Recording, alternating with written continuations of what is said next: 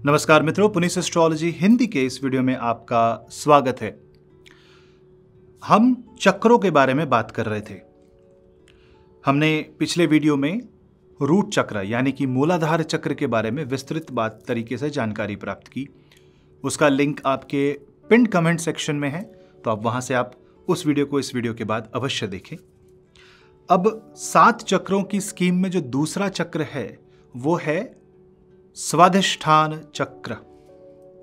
स्वाधिष्ठान चक्र को इंग्लिश में सैक्रल चक्र कहते हैं। स्वाधिष्ठान, इसका तात्पर्य हुआ कि जहां पे आई एम यानी कि मैं अपने आप को स्थापित करूं, यानी जिस चक्र से आपकी आइडेंटिटी एस्टैब्लिश होती है वो हो गया स्वाधिष्ठान चक्र। इस चक्र को हम बहुत सारे ह्यूमन इमोशन से जोड़ सकते हैं। ये जो चक्र हैं जो नाभि से 4 अंगुल नीचे पाए जाते हैं, ये तरीका है चक्र की लोकेशन को पता करने का। ये द्वितीय चक्र लोअर चक्र की स्कीम में सेकंड चक्र और सबसे इंपॉर्टेंट चक्र, बिकॉज ये हमारे ह्यूमन इमोशंस को रेगुलेट करते हैं। चंद्रमा से इस चक्र का बहुत गहरा संबंध है, क्योंकि चंद्रमा ऐसे ग्रह हैं जो हमारे ह्यूमन इमोशंस को इंडिकेट करते हैं। आइए इस चक्र के बारे में विस्तार से जानकारी प्राप्त करें। क्या होगा अगर ये चक्र बिगड़ जाए, कैसे आपके जीवन पे इसका प्रभाव पड़ेगा और कैसे हम इस चक्र को हील कर सकते हैं, और हमारे जीवन में जब ये चक्र हील होता है तो हमारे जीवन में किस तरह के परिणाम आते हैं, किस तरह के चेंजेस आते हैं, इन सब के बारे में विस्तार से बात करेंगे। पर चैनल को सब्सक्राइब अवश्य करें, जुड़े रहें हमारे साथ, वीडियो को अंत तक अवश्य देखें, शेयर करें वीडियो को ताकि सबको मिले जानकारी ज्योतिष और हीलिंग के बारे में। चलिए शुरू करते हैं सैक्रल यानी कि स्वाधिष्ठान चक्र के बारे में। सतरंगी जो स्कीम है 7 रंगों की, उसमें जो पहला चक्र वो लाल, तो दूसरा चक्र ऑरेंज यानी कि नारंगी रंग का चक्र, जिसका बीज मंत्र है वम। बीज मंत्र क्या आता है? वम। यह चक्र हमारे ह्यूमन इमोशन की फ्रीक्वेंसी से रिलेटेड है।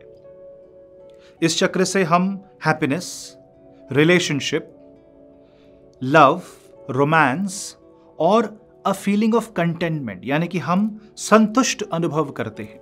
अगर यह चक्र अपने स्वाभाविक रूप से कार्य करे तो इसका जो नेचर है, जो जल तत्व से कनेक्टेड है, वो एक फ्री फ्लोइंग वाटर की तरह है और हमारे मूड को रेगुलेट करता है, बॉडी में टेम्परेचर रेगुलेशन करता है, बॉडी में एंजाइम्स और हार्मोन्स को रेगुलेट करता है, और उससे हमारे जो मेंटल वेव्स हैं उसको रेगुलेट करता है। तो जो व्यक्ति एक आम व्यक्ति है जो साधना पथ पे अभी बहुत आगे नहीं गया है, वो जब साधना शुरू करता है तो सबसे पहले मूलाधार के बाद स्वाधिष्ठान ही उसको सिद्ध करना होता है। इसीलिए स्वाधिष्ठान चक्र में बहुत सारी शुक्र की ऊर्जा भी है। यहां पे वो सेंसुअल कनेक्शन, शारीरिक संबंधों से के बारे में जो फीलिंग्स होती हैं वो भी इसी चक्र से कंट्रोल होती हैं।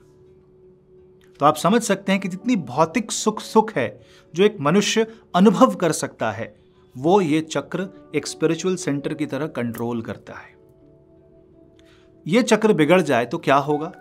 सबसे पहले आपको डिप्रेशन आने लगेगा, आपका अपनी आइडेंटिटी से डिटैचमेंट होने लगेगा, आपको यह समझ में नहीं आएगा कि आप जीवित क्यों हैं, आपको किसी भी जगह खुशी का अनुभव नहीं होगा।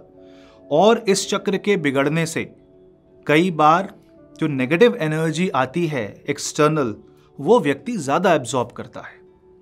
ये उसी तरीके से है मानो कि जल एक जगह जमा हो जाए तो वो सड़ने लगता है, उसमें गंदगी आ जाती है और उसका फ्लो रुक जाए तो बॉडी में एलिमेंट्स आने लगते हैं, साइकोसोमैटिक डिसऑर्डर्स होने लगते हैं, सेक्सुअल प्रॉब्लम्स होने लगती हैं, संबंधों में विकार आने लगते हैं, विचार बिगड़ जाते हैं और तमस बढ़ने लगती है। व्यक्ति गलत चीजें सोचता है, गलत भोजन करता है, गलत दिशा में कार्य करता है, उसकी इच्छाएं विकृतियों में बदल जाती है। साथ ही साथ ऐसा व्यक्ति बार बार अपने पे शक करता है, उसकी अपनी कैपेबिलिटी पे डाउट करेगा। और यहां पे यह भी देखा गया है कि स्वाधिष्ठान चक्र के बिगड़ने से आपको मेंटल प्रॉब्लम्स भी हो सकती है, क्योंकि मेंटल इम्बैलेंस हो जाता है। तो उसको बैलेंस करने का सबसे अच्छा तरीका ध्यान है। देखिए, जल को अगर बैलेंस करना है तो सबसे पहले जल के पतीले को एक जगह रख दे। उसको जितना आप काउंटर करेंगे, जितना आप मोशन देंगे, वो उतना बिगड़ेगा। यानी सबसे पहले फीलिंग ऑफ ग्रैटिट्यूड, मन को शांत करें, मेडिटेशन करें।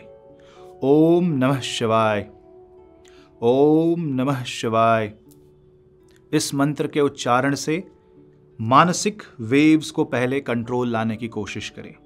अपने आप से लड़ना बंद करें, अपने आप को किसी से नीचा ना समझें, क्योंकि हीन भावना डेवलप हो सकती है।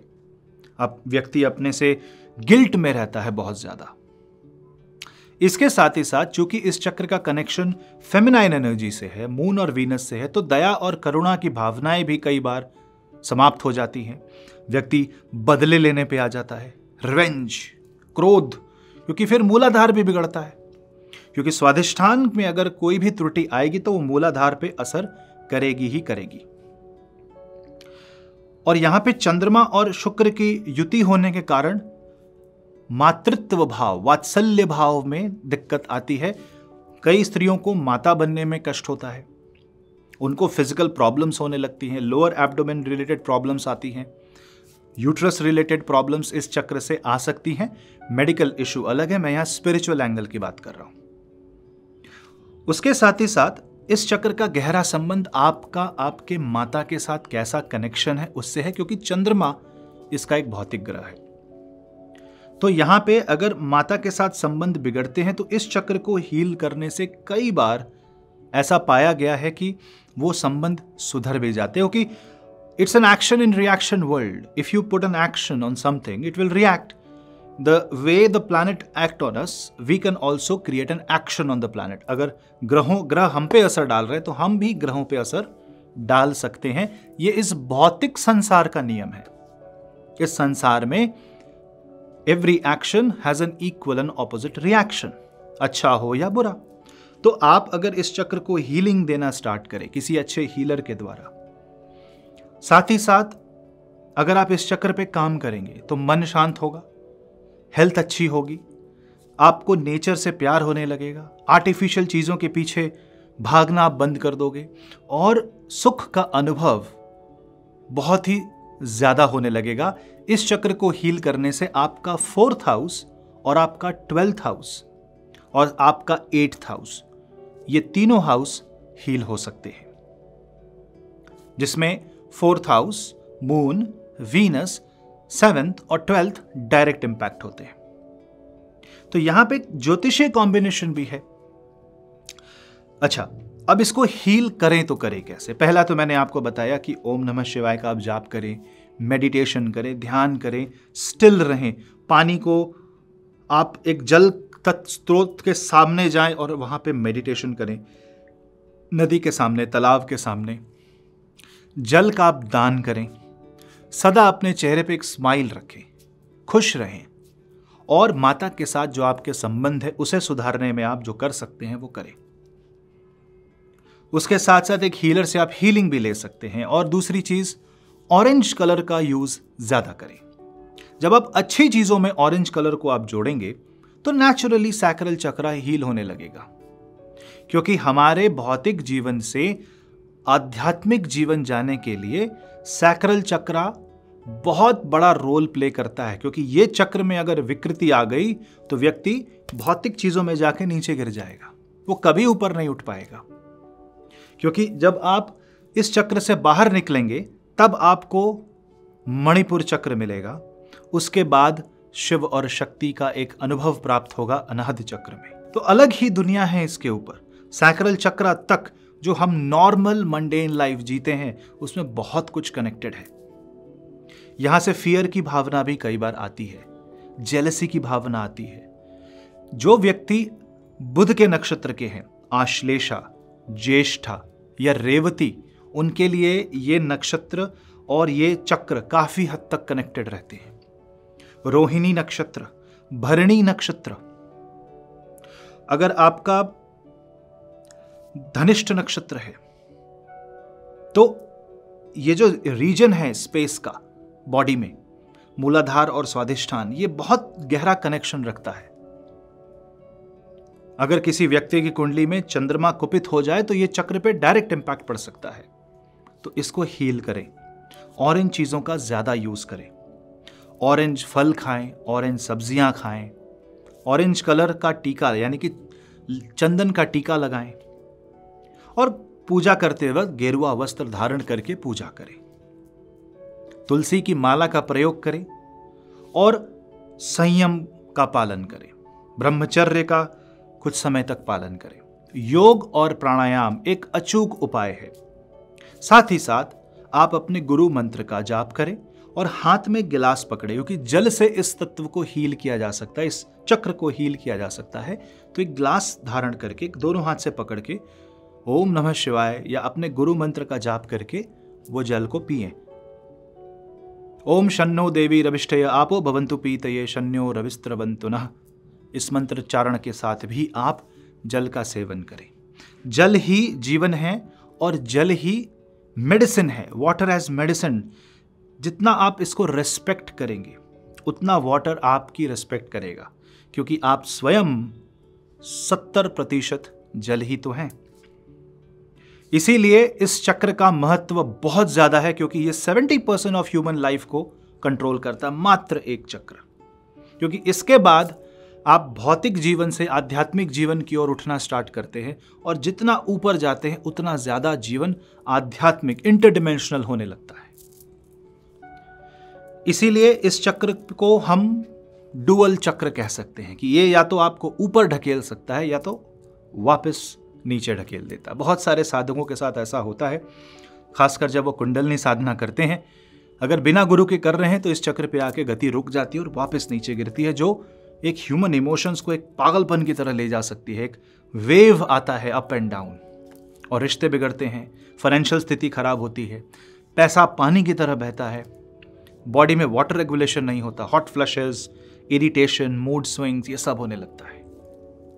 लेकिन जब आप इसको बैलेंस करते हैं, जब आप इसको किसी ऑरेंज क्रिस्टल के साथ भी अगर आप बैलेंस करते हैं, घर में लाइटिंग को आप हल्का येलो रखते हैं, बहुत ज्यादा ब्राइट लाइट नहीं, थोड़ा कामिंग एनर्जी के साथ डील करते हैं, ढीले कपड़े आप पहनते हैं और मधुर संगीत आप सुनते हैं, ज्यादा शार्प श्रिल साउंड से दूर रहते हैं, टॉक्सिक इन्वायरमेंट से आप दूर रहते हैं, तो आपको नेचुरल ही चीजें हील होने लगती हैं। चंद्रमा का उपाय करने से, रुद्राभिषेक से भी मन में इसका एक पॉजिटिव प्रभाव पड़ेगा और ये चक्र हील होने लगेंगे। तो आशा करता हूं इसके बारे में एक जानकारी आपको प्राप्त हुई और इससे आप हीलिंग कर पाएंगे। आपको समझ में आएगा कि ज्योतिष, हीलिंग, चक्र सब कनेक्टेड हैं। इसीलिए हमारे गुरुजनों ने इन सब को एक सिंगल ब्रह्मांड के रूप में देखा है। सारे ज्ञान आपस में इंटरकनेक्टेड है। लाऊंगा आपका ऐसे बहुत सारे वीडियो। अगला वीडियो मणिपुर चक्र के बारे में, चक्र की सीरीज कंटिन्यू रहेगी। जुड़े रहें, सब्सक्राइब करें। मिलता हूं मैं आपसे अगले वीडियो में। तब तक के लिए नमस्ते।